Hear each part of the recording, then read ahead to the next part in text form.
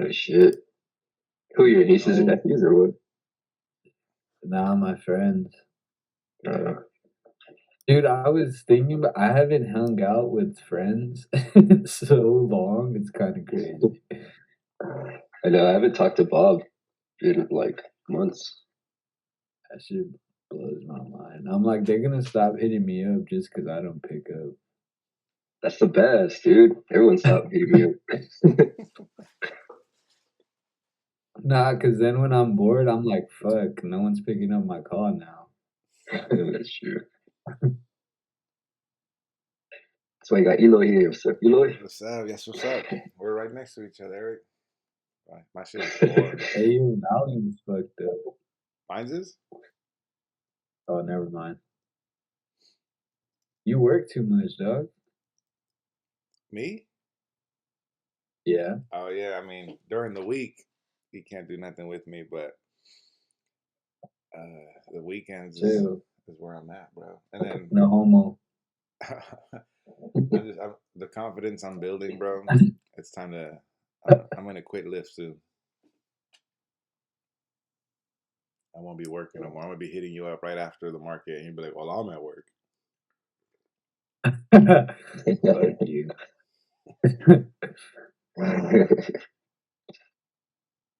Dude, Hey, I I got was no going screen over this week. Oh, cover. what? I'm just saying I don't have no screenshots for this week. Lazy, bro. I was going over my whole month of January, seeing what like the data that I collected, and one thing I realized that I actually realized because of Eloy, I kept seeing him catch trades that were outside of key levels, and I was like, why are those working for him all the time? And I realized, which helped me yesterday, was that like idea of like where's the market coming from and where's it going. So like yesterday was bouncing off of a key. I think it was a 45-minute demand that I had. And when I extended the 45-minute, it like aligned good with another key level from previously. And the fact that it was bouncing off of it and then heading toward pre-market high, and then obviously later in the day it went to the 61.45 or something like that. Um, Catching that outlier in between that is like a good opportunity too, as long as the reward is large enough. But it's like Wait, you should wait. Wait, you should explain this while Bookmap's open. Bookmap is, oh, it's not screen sharing. My bad. Um, where's this shit?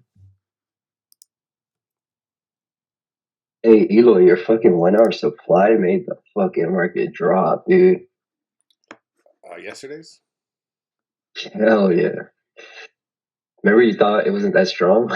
Yeah, That shit rejected. but no outliers ever showed up in it, so I didn't know how to take advantage of that. And what trips me out is like that outlier, that supply zone.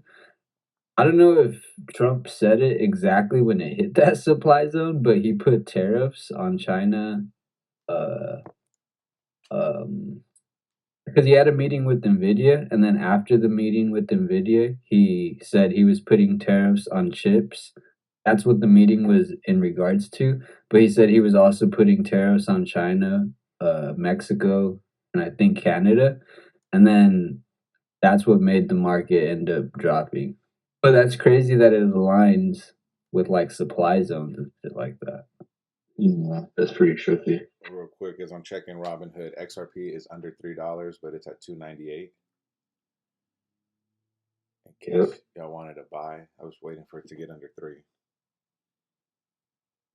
Do you guys watch the crypto markets while the stock market's up? No, Only Bitcoin. I watch them. It's always it's always open. and Bitcoin's at 102. I don't know if it's dropping, but it's getting lower. It looks like it wants to. I want it back down at this trend line. It's hitting I the 50. It's hitting the 50% level on the fib. I feel like it might drop. I feel like it might break under the daily demand zone Yeah, for some reason. yeah. I still think it's going to like what Aristotle said it was like 80 something, 85 or something like that. I got my boat ready to load. Hell yeah. Ian said 87. Oh, Ian said that. Never mind, not Aristotle. Ian. Yeah, 80 Oh something. shit! I'm not screen sharing. Fuck, my bad. This-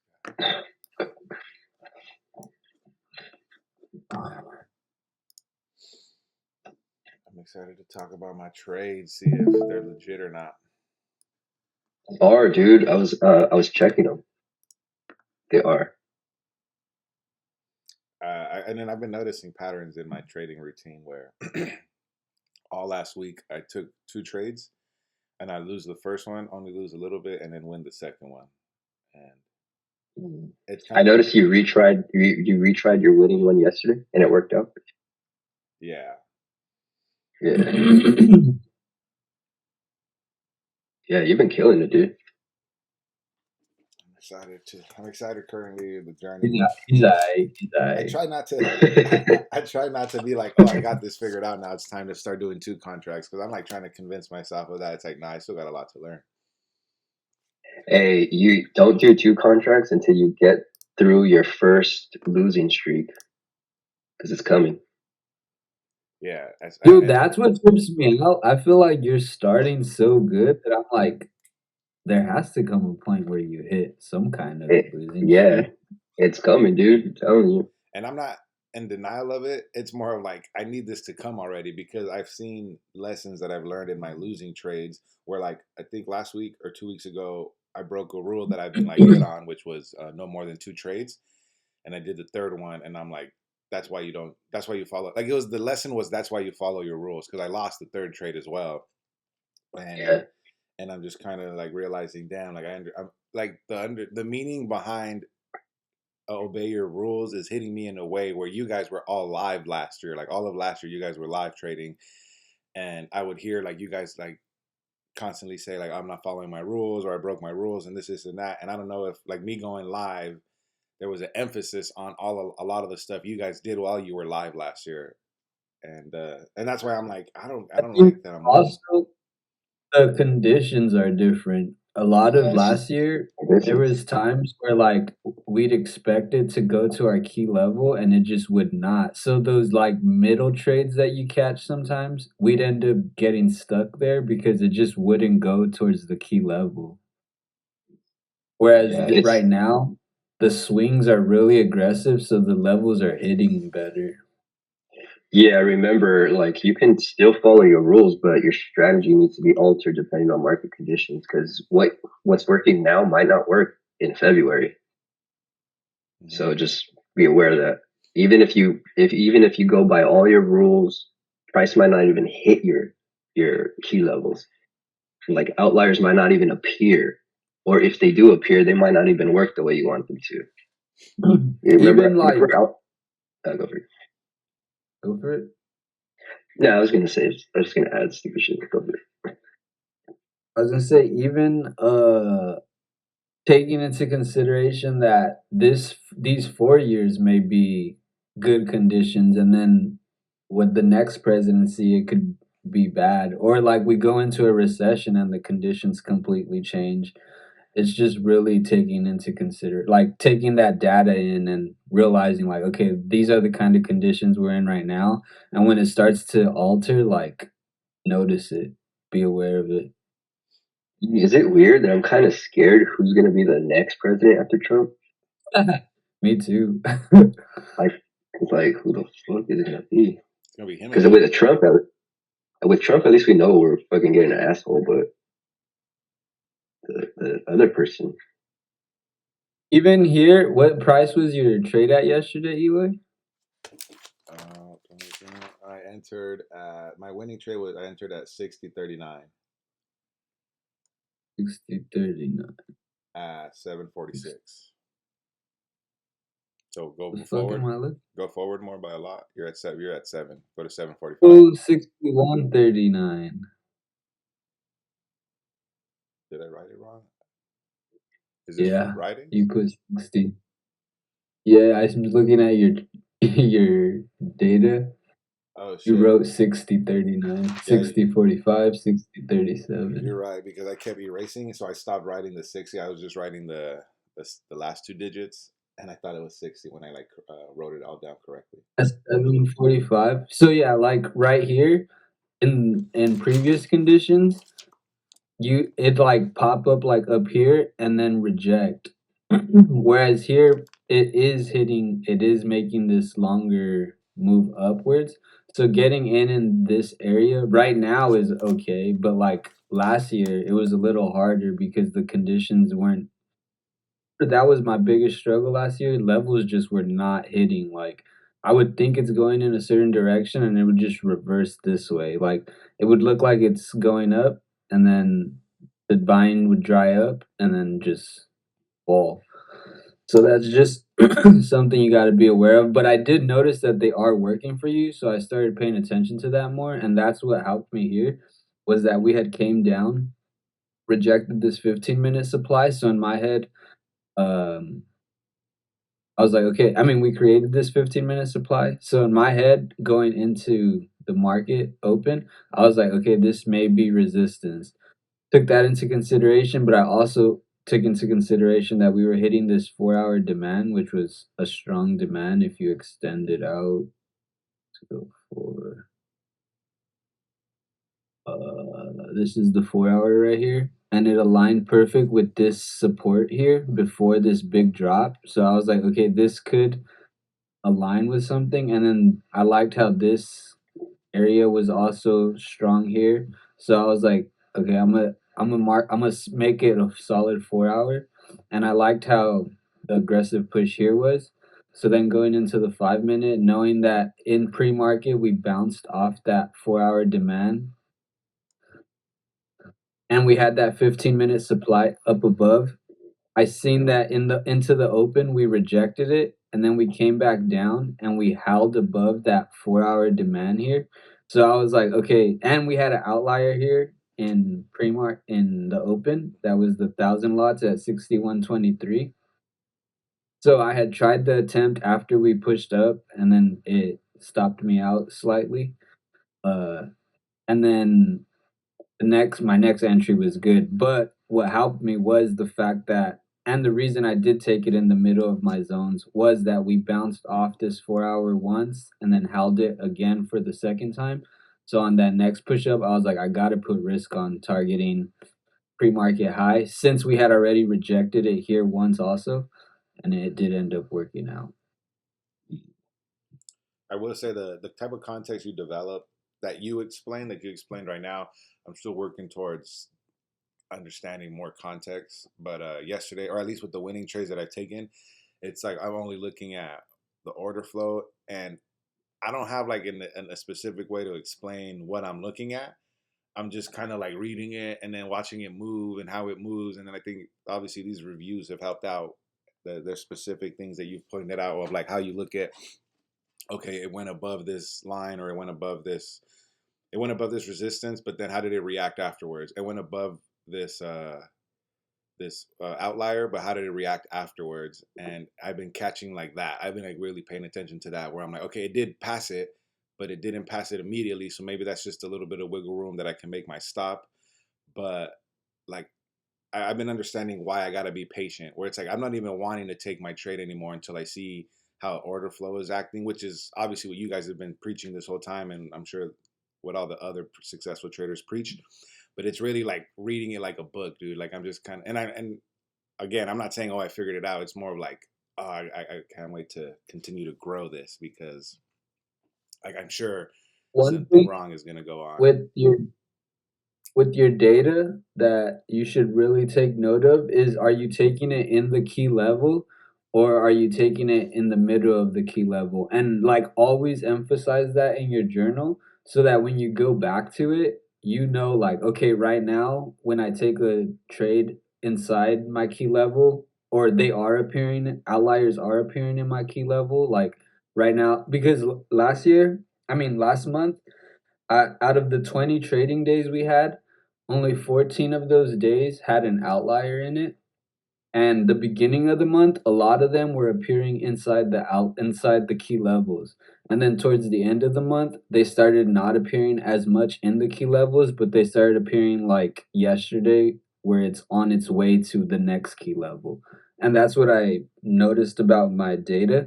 So I think with your trades, really journal whether you're taking it inside the key level or you're taking it outside of the key level. And if you do take it outside of the key level, take note of like why that worked. Like how I explained here, where like it bounced off a key 4 hour demand and it was going towards the next key level.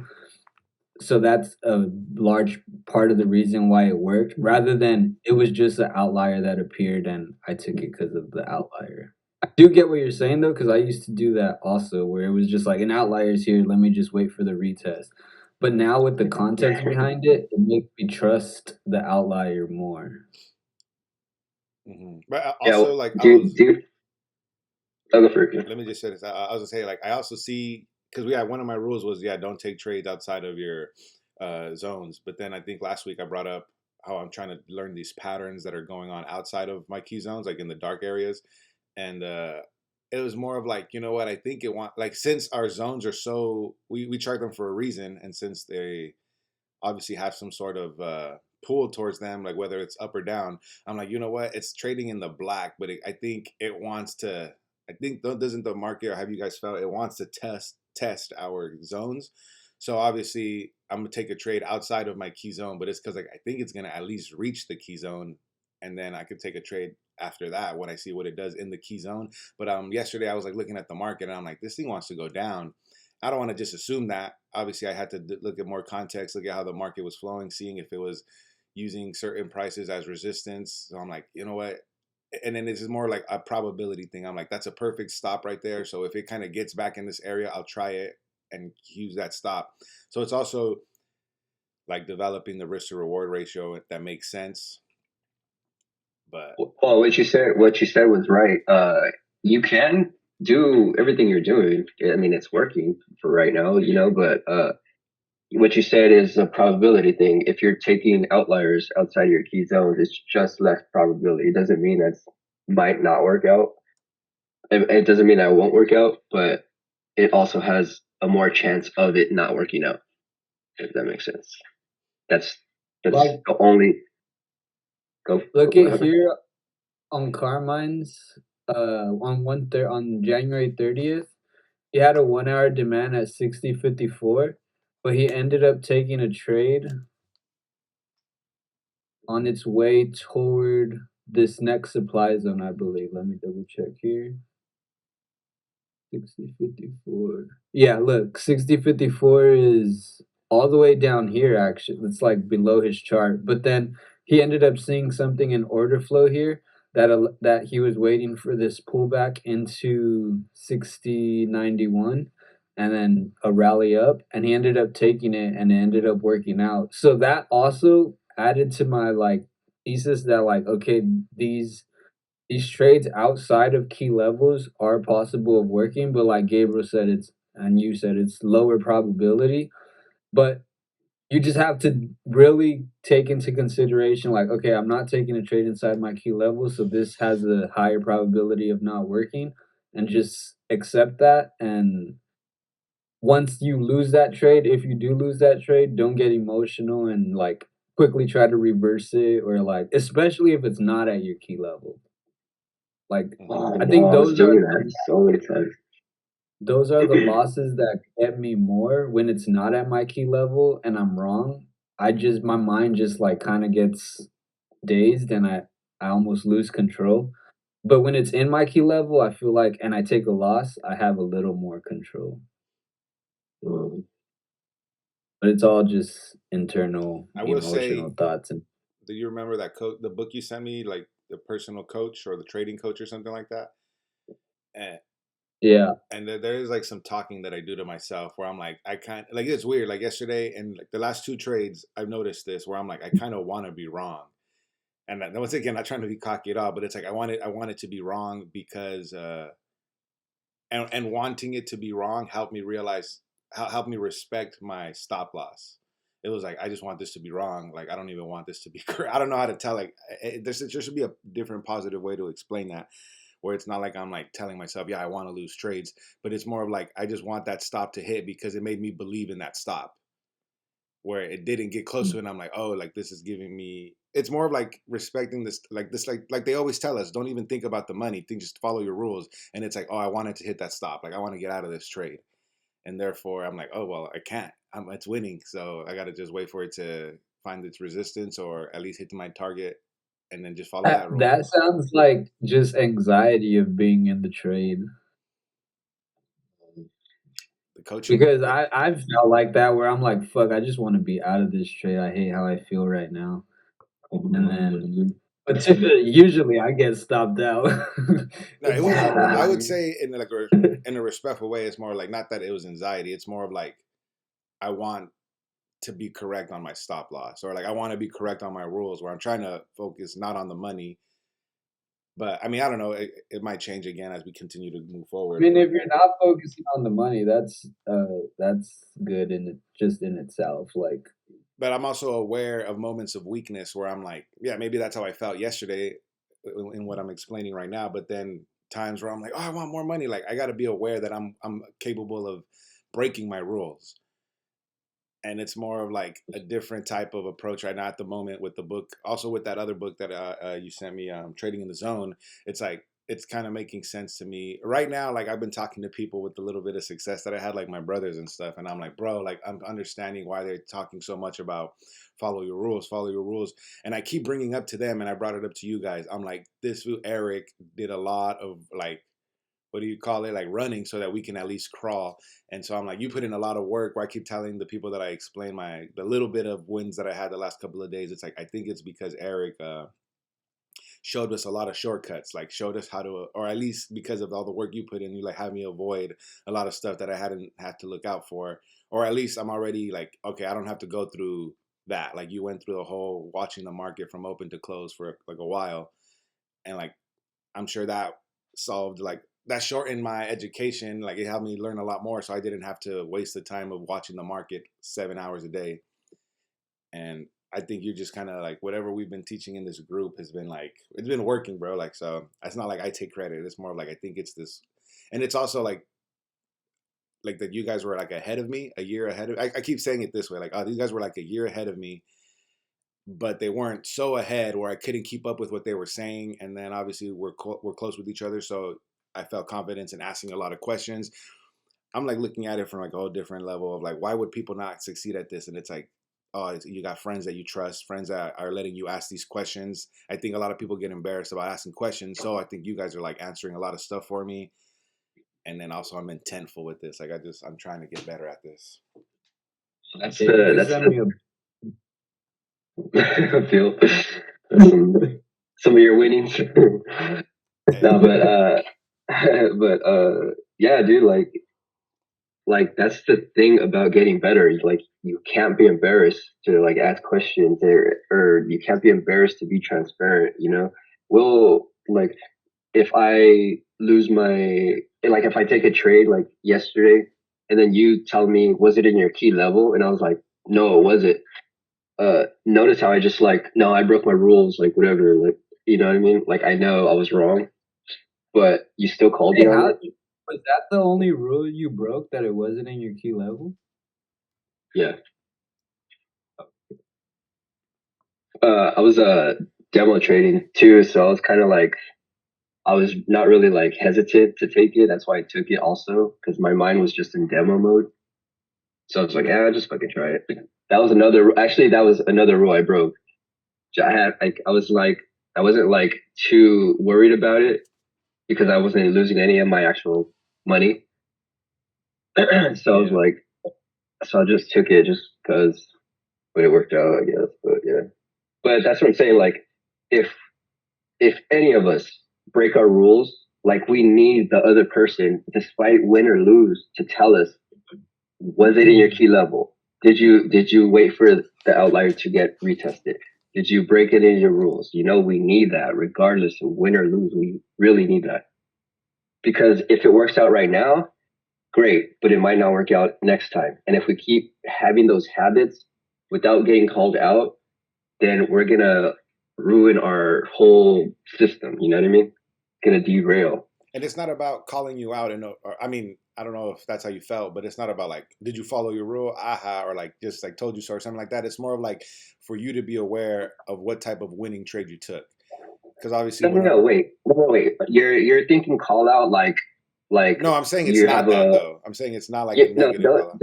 I know. Don't think when I say call out, I think you thought like I don't. Okay, when I say call out, don't think like I thought you were coming after me in a negative way. If that makes sense. I don't think when I say call when you call me out, I don't ever assume you're in a bad mood or you're like really mad or anything like that. I just think you're just trying to help. I don't put any like emphasis on like tone or like attitude or anything. I look at it as like a learning experience. I Yeah. never ever think negatively when you guys call me out on stage. So I promise you I don't. I'm definitely speaking from So like experience of what I needed to work on. I would say when you guys would be like, when Eric would say something to me, I'd be like, crap, why is this guy picking on me or whatever? That's how I would take it. I'm not saying you guys ever did take it like that, but I needed to I never accept took it. that. I needed to accept that that's a flaw of mine, of how personal I take these comments. And I guess the only reason I always bring it up as in like is because it is something I was able to work on. It's something that I needed to get rid of my mindset. You guys, I would say, are like better at that to start where I started in this journey. But I guess I speak about that a lot, maybe because I'm relating to my family or how we are as like our family is like we're very sensitive. We take stuff the wrong way, and I'm like, that's been like our fault. That's been our problem. It's like that's what kept us from progressing. Is taking a comment the wrong way, and then I don't want to talk to this person no more. And it's more of like I preach that because of those books that Eric sent me, where I'm like, damn, this is I think something we need to learn from, and I understand why my family or me haven't seen it this way. We've always seen it as in like, oh, this was talking shit, or this guy's making a negative comment.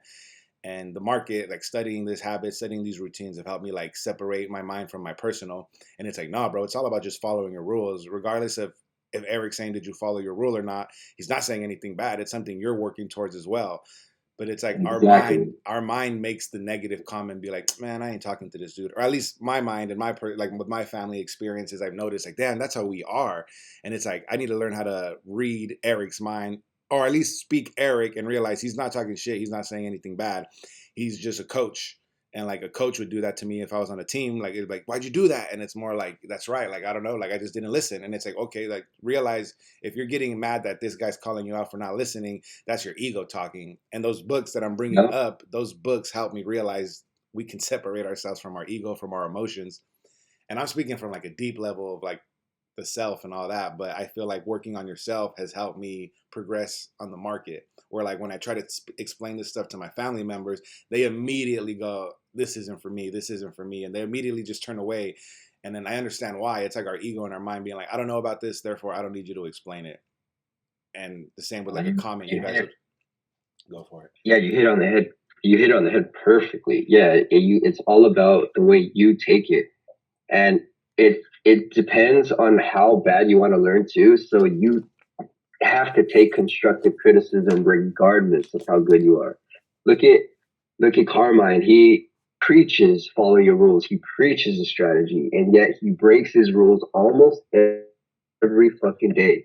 And people are like spelling out bro and shit, like what the fuck are you doing? Putting like the guy with a hand in front of their face and and all that stuff. And it's just like you gotta work on yourself where when you're taking constructive criticism.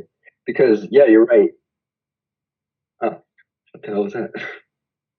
I didn't see nothing.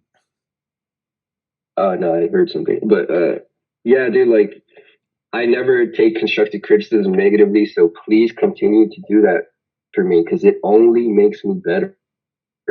I know I break rules and I know I need to work on myself too. And Eloy, dude, like when I say, like if I say, like when you took that trade earlier in the middle of the week and I said, did you chase?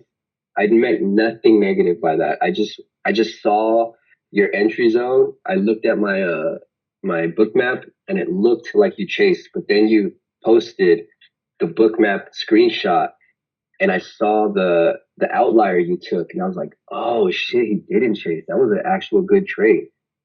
And I was like, damn, dude, that's crazy. But I at thought the he had time, posted. yeah, right. And then, but at the Yeah. time, yeah, at the time, I was like, did you chase? So I had to tell, I had to like felt like I had to let you know what I mean? But I don't, but I didn't like mean anything negative by it. I just want to help you I guys. actually even, You I know what I think mean? when my wife came up earlier, I was like, I think he thinks, because your next comment was like, oh, my bad, I didn't mean anything. And I was like, oh, no, I was just excited that I found something. But yeah, I definitely didn't take it the wrong way. But I can admit the old me would have been like, damn, this was calling me out because he thinks I didn't figure it out. And I needed to call myself out on that so that I can continue to grow and learn. Because it's like, well, wait, he didn't do nothing wrong. He's just trying to make sure you followed your rules.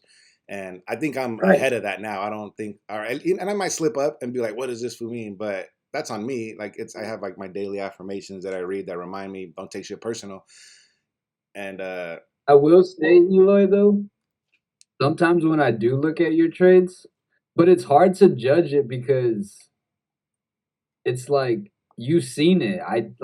It's like when I deconstruct your trades sometimes, like for example, that day that you took that trade and Gabriel took the trade above.